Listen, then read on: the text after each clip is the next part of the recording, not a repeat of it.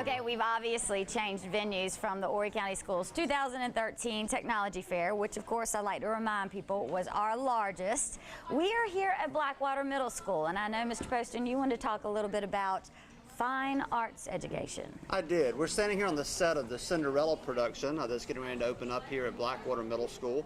It opens today. We'll be doing programs for our elementary school children within the attendance area. Opens up to the general public on Friday night for a 7 o'clock show, again on Saturday night for a 7 o'clock show, and a 3 o'clock show on Sunday. Fine arts education in the Carolina Forest attendance area has been a focus of our attendance area for about the last 2 years. And one thing that's important to us is more than just teaching kids acting, singing, and dancing. We also teach them the production components, the technology components, lighting, sound design. There's a lot that goes in that ties into our core curriculum and core standards. And I know you also said we have had a lot of help from our business partners as well. We have had a lot of help from our business partners. There have been a lot in the community that have reached out. A lot of what we're standing on here was donated by MB Construction, their time. Other members of the community who have reached out and participated, not just come and done the work, but worked with our kids. So making that business connection is beyond just giving dollars. It's teaching our kids to work with our folks in the community and getting our community engaged with our school, which is the bottom line of what we want to accomplish. I was going to say that's what we need. We need your support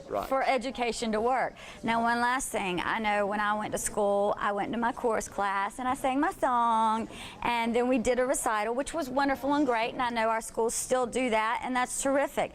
But this goes beyond that. This is some core curriculum values that these students are learning, correct? It does, and one of the things we decided to do with the Carolina Forest attendance area when we made fine arts our focus was to make sure that we're just not a performing district, but we're trying to tie that to the curriculum and teach all of our core pieces through a program of fine arts. So it is an emphasis for our attendance area, but we're still teaching all the core values of math, science, social studies, reading, all those are still there. It's just a different way of presenting a lot of those and supplements to that curriculum. But this is basically when we talk about applying education, we're seeing it behind us right now, aren't we? It is, and for these kids and for this production and for this school and for this attendance area, being able to connect with the community through the fine arts programs and through the fine arts curriculum, I think has been a real key thing for our Carolina Forest community. All right, terrific. I tell you what, don't go away.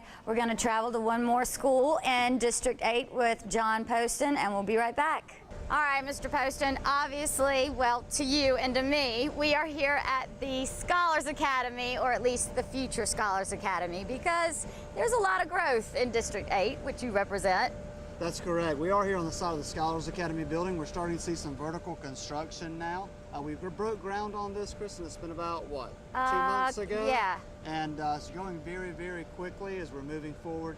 Scholars Academy actually sits right in the center of my district, in District 8, here with Scholars and Early College. So I feel like they're part of my schools. We're excited about this construction.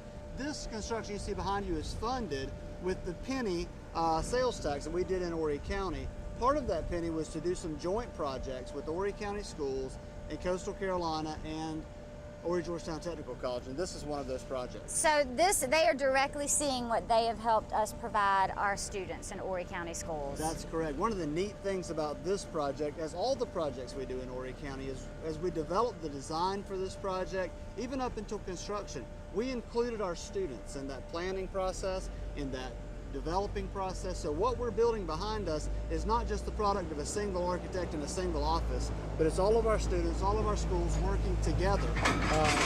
And it goes on constantly, as we can see behind us.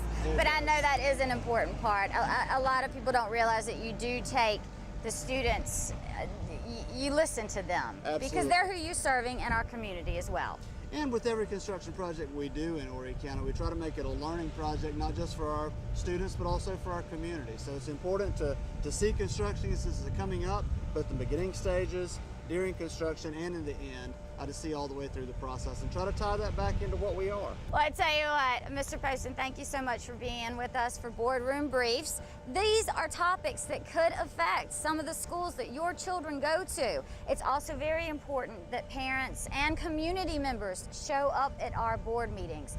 You are there to serve them, correct, Mr. Poston? That is correct. So I tell you what, come with us next time we have another Boardroom Briefs. Thank you.